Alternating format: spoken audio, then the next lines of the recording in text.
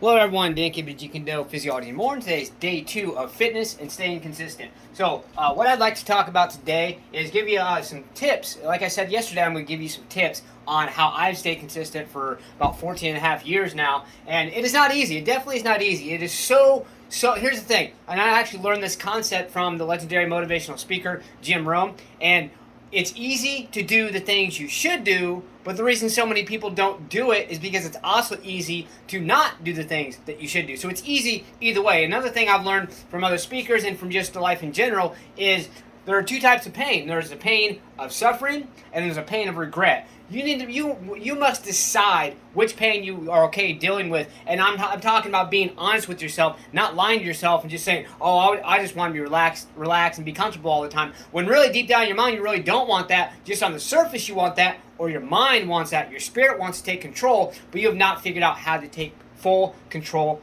of that. So I prefer to have the pain of suffering because I know that there's a reward with it. If you decide that you want the pain of suffering, you're going to want to realize in your mind and keep in your mind that there will eventually be a reward. It may not be today, it may not be tomorrow, but eventually there will be a reward for your pain and suffering. However, when you live with the pain of regret, there is no reward. It actually is the exact opposite. The only technically reward with pain and regret is being unhealthy, being out of shape, feeling like shit, being miserable, things like that. And yeah, you might get away with it, might be okay, feel half-assed good half the time for a period of time, but eventually it will catch up to you. If you're young now, and you're a teenager, your 20s, 30s, whatever it may be, okay, then, you're probably thinking, oh, you know what, you're full of shit, I feel great, and I don't really do much for my health or my life. Okay, that's fine. Wait about 20, 30 years and see how you feel there if you keep continuing down the path you're continuing. So, I just want to throw that out there. There's a pain of suffering, pain of regret. I choose the pain of suffering because I know that eventually there is a reward behind it, okay? So, let's go ahead and get started. Focus on the glory. I'm going to say my most famous quote. It is my own quote. That's not why it's my favorite quote. It's because the message behind it, and it is this: we must truly believe in ourselves, because when no one else will, we will. And this will take us to the glory on the other side of the suffering and pain. So basically, when we truly believe in ourselves that we can do something and we stay focused on the glory, yet realizing that we must accept that there's going to be pain and suffering, but when we focus on that glory, that pain and suffering does not seem so bad. When you're feeling like shit and you say you're doing some training, you just, I don't want to do this anymore. So you know what? Imagine what that glory is going to be on the other side, and keep that in your mind. Keep that in your mind, and keep that in your mind, and I guarantee eventually you will prevail. Okay?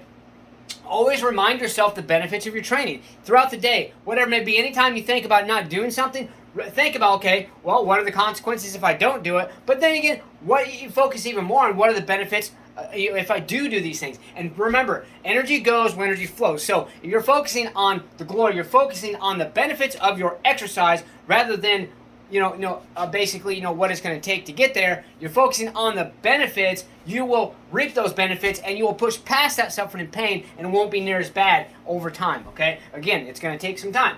All right, so consistency builds more confidence. What do I mean by that? I mean, the more consistent you are at things, the more small accomplishments you're going to make because you're continuously doing things. Therefore, you're going to build more confidence, because small accomplishments build confidence. Wake up every morning, make your bed. That means you've accomplished one thing in the day, first thing in the day already. If you're like me and you have a problem getting up in the morning, getting up on time, there's an accomplishment right there. So here's 3 accomplishments. You get up, you got up on time. There's an accomplishment. Builds confidence.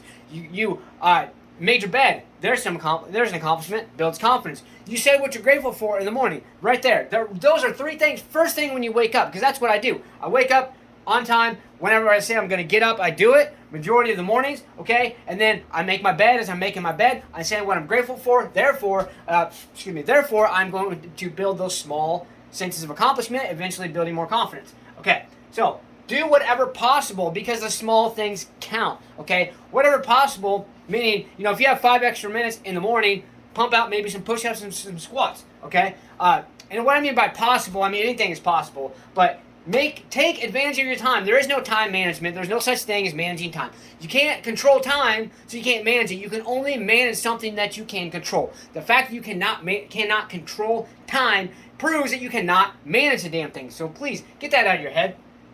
Just do whatever possible. Small things count. Then extra 5 push-ups may not make a difference today or tomorrow, but in a week's time, it will make a difference, okay? So remember, small things count over a period of time. All right, 5 to 15 minutes every morning. Get up and wake up first thing in the morning. Do 5 to 15 minutes of something to move your body around. If you're just walking around your house, if you're walking around the block, push-ups, squats, whatever it may be, do 5 to 15 minutes every single morning, and that will build confidence, and it will get you into a better routine and better habits in your life. Okay, and then last thing, develop your own morning routine. I do actually have a video on developing your own morning routine, or actually a video subject, so please go back and watch that if you want ideas on how to develop your own morning routine. I say your own because you can't sit there and do the same thing I do every morning, because I am different than you. So remember also that we are different than everybody else. We got to realize our physiological response is different than 100 other million people, billion people out there, whatever it may be. So let's have to stay motivated, believe in yourself, believe you can do it, and believe that you deserve it. Let's get out there. Let's go. Smash, punch, kick that like button. Just don't break it. Also,